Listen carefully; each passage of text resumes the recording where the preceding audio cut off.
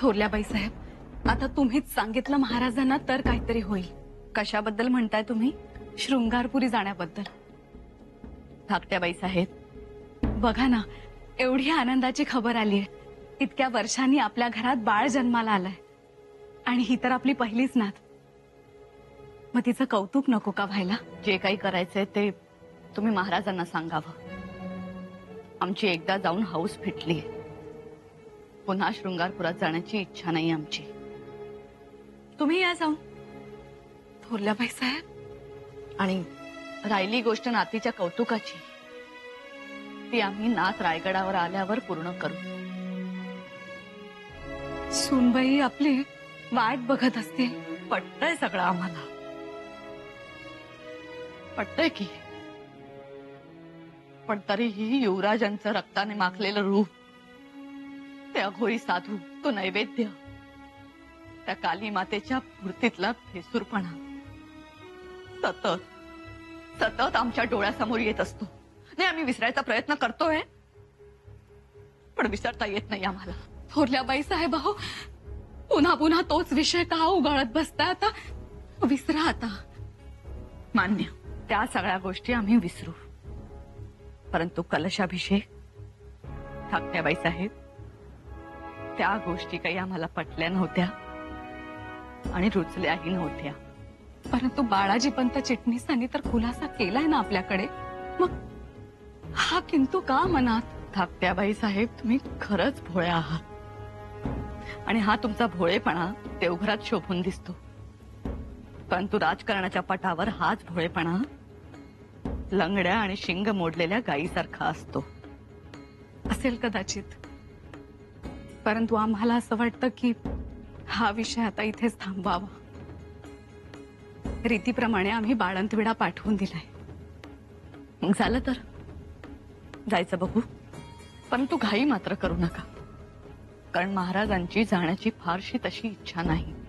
घरातल्या प्रत्येकाने या बाबतीत कानाडोळा करणं बरं नाही. लोक काय म्हणतील, शिवाय अफवांचं पीक येतं ते वेगळंच. महाराजही म्हणतात की शहानिशा करतो. आम्हाला काही हे ठीक वाटत नाही.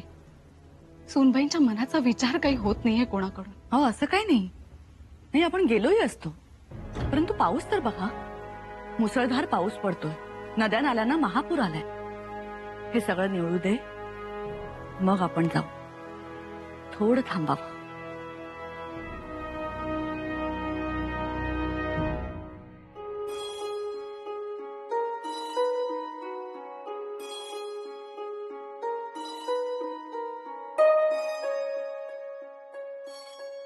जा, हे धाराकाला देऊन वाड्यावर जावा. हे आमच्या बाईसाहेबांनी दिले आपल्या लेकीसाठी. मामी साहेबांची घारी सारखी नजर आहे युवराजजींवर. होय तर, त्यांचं काळीज अगदी सुपवानी होतं. लय कौतिक त्यासनी. हो ना, दिवसातून 3-4 वेळा फेऱ्या होऊन जातात आणि युवराजजींचं सगळं अगदी जातीनं बघतात. होय, आता एकदा गडावची माणसं आली म्हणजे मग अगदी.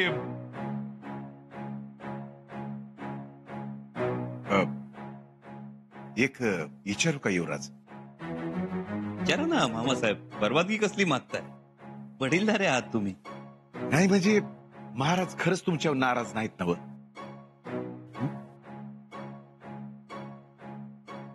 नाही नाही, मुळीच नाही मामासाहेब. महाराज आणि आमच्यावर नाराज शक्यच नाही. नाही म्हणजे तुम्हासनी भेटाय नाहीत आलं किंवा तुम्हाला भेटाय बी बोलावलं नाही. हे एवढी जिकिरीची मोहीम आणि त्यात सोन्यासारखी नात जन्माला आली तरी बी बघाय नाही आली. नाही म्हणजे बाळांतेडा पाठवला, पण ती बी कुण्या जबाबदार माणसाकडून नाही आला. मामासाहेब, पाऊस बघा ना केवढा कोसळतोय, नद्यांना पूर आलेत, पाणी पात्र सोडून ओसंडून वाहतंय. नाही, समजा ठीकठाक असलं म्हणजे आम्ही अगदी निसूर निवांत. नाही तर विनाकारण जीवाला घोर लागतो. नाही मामासाहेब, जीवाला कुठलाही घोर लावून घेऊ नका. नाही म्हणजे काय की लोक काय बाई उलट सुलट बोलतात, तेव्हा काय बाई येतं म्हणत आमच्या. लेक माता सुखी असावी असंच वाटतं. मामासाहेब, अहो तुम्ही निश्चिंत राहा. आणि आता बारसं आहेच ना. बघा बारशाला आमचे आबासाहेब कसे धावत येतात ते. करमणार नाही आबासाहेबांना. तसं झालं ना आम्हाच तर आबाळच ठेंगणं होईल बघा. आम्ही ओळखतो ना आबासाहेबांना. आबासाहेब येणार, दणक्यात येणार आणि थाटामाटात बारसं करणार. तेव्हा ना नातीचं नाव काय ठेवायचं याचा सुद्धा विचार केला असेल आबासाहेबांनी. आयशीर काही तुमच्या शब्दाला वजन देऊ आणि तुमचे शब्द खरं ठरव.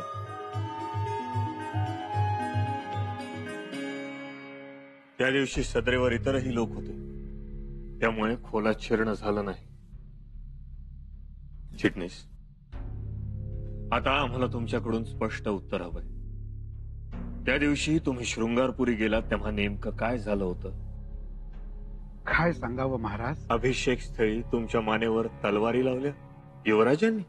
नाही, आम्हाला तलवारी युवराजांनी लावल्या नाही. आम्हाला तलवारी लावल्या त्या त्यांच्या सुरक्षा रक्षकांनी. आम्ही आशीर्वाद दिला. महाराज, युवराजांचं मन खरंच गंगेप्रमाणे निर्मळ आहे. बाळाजी पंत, महाराज, आम्ही सांगतो त्यातला शब्दन शब्द खरा आहे. खर तर कलशाभिषेक ही एक साधी पूजा होती. शाक्त साधूंनी युवराजांबद्दल केलेला गौरव. युवराजांनी शाक्त पंथाबद्दल लोकांच्या मनातला गैरसमज दूर केला म्हणून साधूंनी कृतज्ञपोटी केलेली पूजा. त्यात आम्हाला सत्तेची अभिलाषा दिसली नाही. जन्मदात्याबद्दल आकसही दिसला नाही. महाराज, आमच्या लेखी युवराज म्हणजे संयमाचा महामेरू. आम्ही त्यांना म्हटलं, तुम्ही मंत्र्यांची तक्रार का करत नाही महाराजांकडे? ते म्हणाले, आबासाहेब रणांगणात आहे, त्यांची मनशांती ढळायला नको. ते परत आले की आम्ही या सगळ्याचा सोक्षमोक्ष लावू. पंत, आता बोललात तुम्ही, पण आमच्या अंगावर शहारे आले. खरंच महाराज, आपल्याकडे एक युवराज आहेत म्हणजे 8 दिक्पाल आहेत. म्हणून स्वराज्याच्या 8ही दिशा सुरक्षित आहे. आता एकच आग्रहाची विनंती, त्यांना तातडीनं भेटावं. होय पंत, आता आम्ही युवराजांना तातडीनं भेटणार. धाकट्याबाई साहेब, आम्हाला एका गोष्टीचं नवल वाटतं. आपण सगळ्यांच्या मनाचा विचार करता, परंतु आमच्या मनाचा विचार मात्र करत नाही. तसं नाहीये थोरल्याबाई साहेब. तुमच्याकडे काय हितगुज सुरू आहे?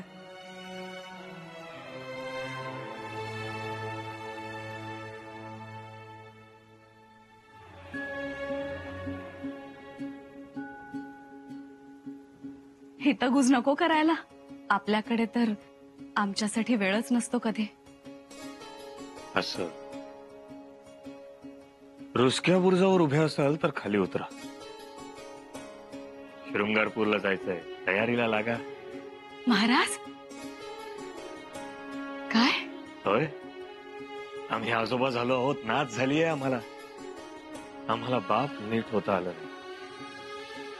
सतत दुश्मनाला पाठीशी घेऊन पळत होतो. स्वराज्याचं स्वप्न डोक्यावर घेऊन धावलो. कधी डोंगरांवर, कधी दऱ्याखोरांमध्ये, कधी किल्ल्यांवर, तर कधी मोहिमांवर. आमच्या मुलांना मोठं होताना आम्ही पाहिलंच नाही. त्यांचे आखूड झालेले अंगरखे सुरवारी बघायचो तेव्हा समजायचं मुलं वाढतायत. पण आता नातीच्या बाबतीत तसं होऊन देणार नाही. बारसं कधी आहे? बारशाचा मुहूर्त साधूनच निघू. ठीक, मग आम्ही तसा निरोप पाठवतो. लवकर पाठवा. आणि हो सोयरा राणी साहेब, यावेळी तुम्ही देखील बरोबर या. सगळे एकत्र जाऊया. परंतु धोधो बरसणारा पाऊस. तो त्याचं काम करेल, आपण आपलं काम करू. आणि तसंही आम्हाला कोणीही रोखू शकत नाही असं म्हणणारे म्हणतात. लागा तयारीला.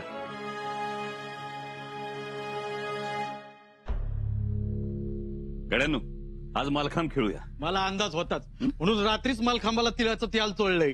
आता पुसलं की झालं काम. महाराज उद्या मध्यान पावतर शृंगारपुरात दाखल होतील.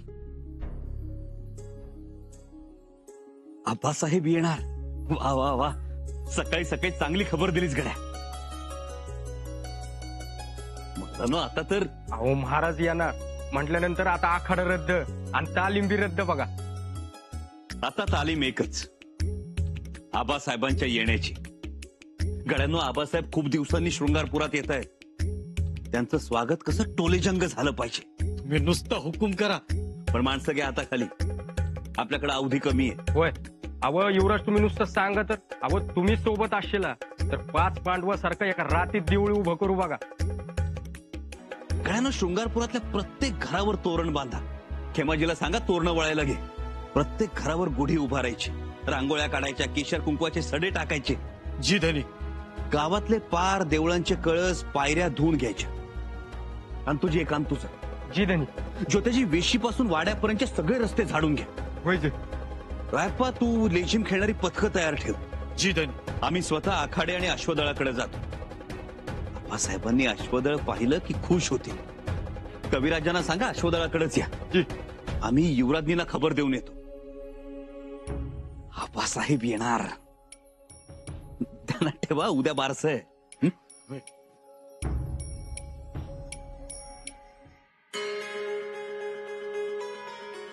महाराज या राणी साहेब. घ्या. झाली तयारी? जी. चला निघूया लवकर.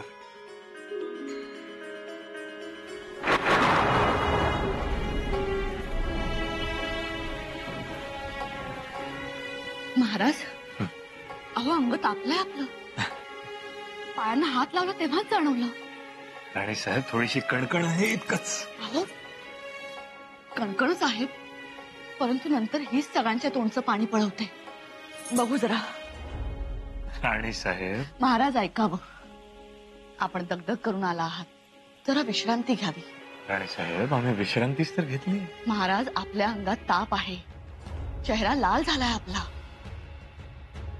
म्हणजे आम्ही मोडता घालतोय असं नाही, किंवा आपण शृंगारपुरात जाऊ नये असाही समज करून घेऊ नये, परंतु तब्येतीकडे दुर्लक्ष करू नका. राणी साहेब इतकं काहीही झालेलं नाही. बर, आम्ही वैद्यबुवांना घेऊन जातो बरोबर, मग तर झालं. वैद्य बुवा सोबत असतील, राजवैद्यही सोबत असतील, परंतु प्रत्येक वेळी आजारास न जुमानता जाणं ठीक आहे का? मागच्या वेळीही तब्येत ठीक नसतानाही आपण साताराच्या किल्ल्यावर हवा पालटासाठी गेलात. काय झालं होतं? जीवावर बेतलं होतं. तेव्हाची परिस्थिती वेगळी होती राणी साहेब. परंतु आता नाही गेला तर अरिष्ट कोसळणार आहे का? आमचं ऐकावं, दगदग करू नये. शंभूराजे वाट बघत असतील तर आम्ही शृंगारपुरी येणार आहोत म्हणून आमचे खबरगीरही गेलेत तिथे. बघा राजवैद्य काय म्हणतायत ते. महाराज क्षमा असावी.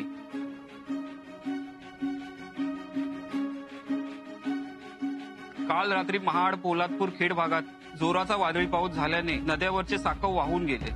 शृंगारपूरकडे जाणाऱ्या सर्व वाटा बंद झाल्यात.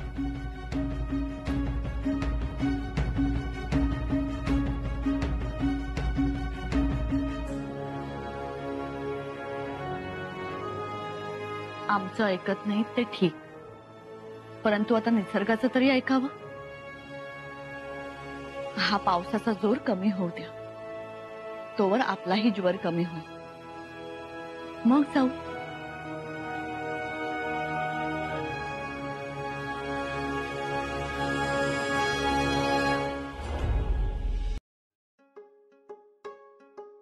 दादासाहेब, गावाचा अगदी कायापालटच करायला सांगितलं तुम्ही. बघितलं तुम्ही? हो तर, शृंगारपुरास अगदी नव्या नवरीसारखं सजवायला सांगितलं आहे. स्वच्छ रस्ते, कुठेही घाण नाही. वेशीच्या कमानी, देवळाची शिखरं, पायऱ्या धुवून घेत आहेत, नाऊ माकू घालत आहेत. घराघरावर गुढ्या उभारल्या, तोरणं बांधलीत, सडा रांगोळ्या काढल्या, आखाड्यावर भगव्या पताका लावल्यात आणि अश्वदळ सुद्धा पाखऱ्या घालून सज्ज आहे. आवडलं तुम्हाला? हो तर, आवडलं. रानू अक्का, आबासाहेब येत आहेत. आबासाहेब शृंगारपुरात येत आहेत म्हणून ही सगळी तयारी. सगळं दाखवायचंय आबासाहेबांना. आमचं काम आबासाहेबांना तर आवडावंच, पण छत्रपतींनी सुद्धा युवराजांच्या कामाला दाद द्यावी. काय वाटतं तुम्हाला? आम्हाला वाटतं या धांदलीत एक गोष्ट विसरू नये. कुठली गोष्ट? विरोधकांचे बुरखे फाडण्याची. विरोधकांचे बुरखे? तुम्ही त्यांच्या कारस्थानांविषयी आबासाहेबांशी बोलणार आहात. राणूअक्का, ऐनवेळी विचार बदलत असाल तर तसं करू नका, घातक ठरेल ते. राणूअक्का, आम्हाला मुळीच गरज वाटत नाही कुणाचे बुरखे फाडण्याची किंवा कारस्थानांविषयी आबासाहेबांना काही सांगण्याची. म्हणजे राणूअक्का, आबासाहेब शृंगारपुरात येत आहेत, यातच सगळं आलं ना. तसं करू नका. विरोधक तुमच्या विरोधात बोलतात, तुमच्या विरोधात वागतात. तुम्हीही गप्प बसू नका. ही एकमेव संधी आहे तुमच्याकडे. राणूअक्का, विरोधकांनी कितीही कान भरले तरी आबासाहेबांचं आमच्याविषयी वेगळं मत होणार नाही. माफ करा, पण यावेळी भ्रमापासून 4 हात दूर राहा. आबासाहेब येत आहे, त्यांच्याशी चर्चा करा. राणूअक्का, तुम्हाला संकोच वाटत असेल तर आम्ही बोलतो आबासाहेबांशी. राणूअक्का, आमच्या आबासाहेबांच्या मनात आमच्याविषयी किंचितही गैरसमज असताना तर आबासाहेब शृंगारपुरात आलेच नसते. त्यामुळे तुम्ही निर्धास्त राहा.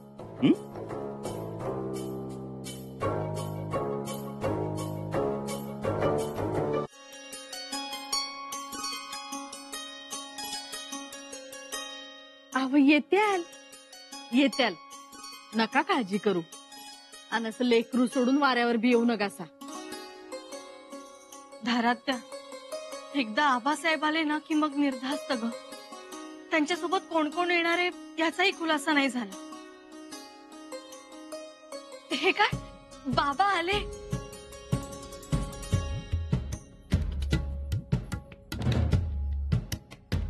आबासाहेबांची काही खबर? नाही, अजून तर काय नाही.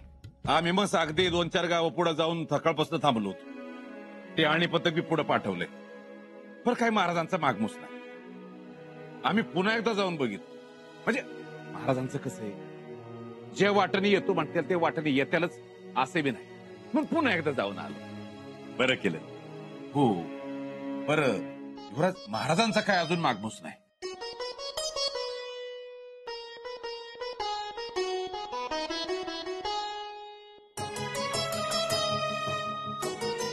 आबासाहेब, तुम्हाला मागमूस लागत नसेल, पण आम्हाला मात्र आबासाहेबांचा माग अचूक लागतो. म्हणजे ते बघा, नजराणे आले.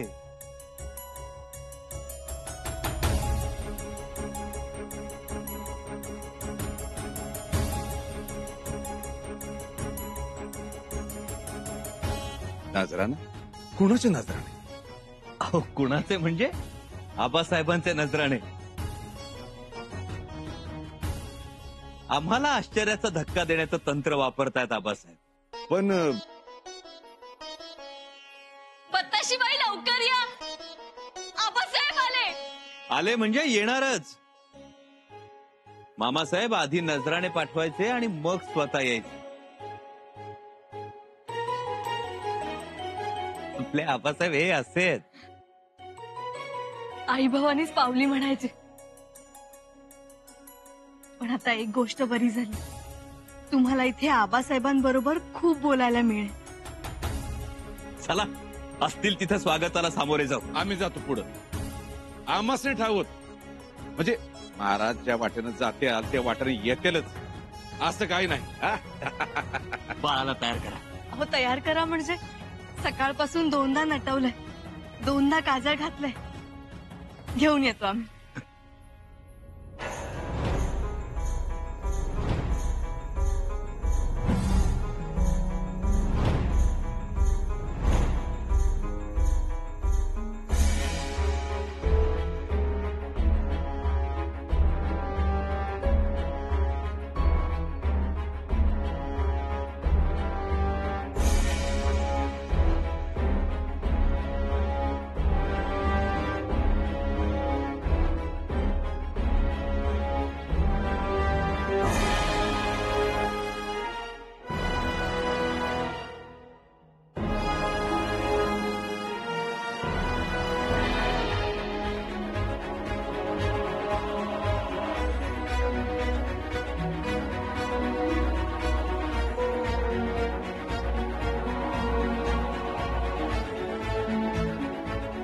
यह नजराना हुजूर दिलेर साहब की ओर से आपके शहजादी के लिए।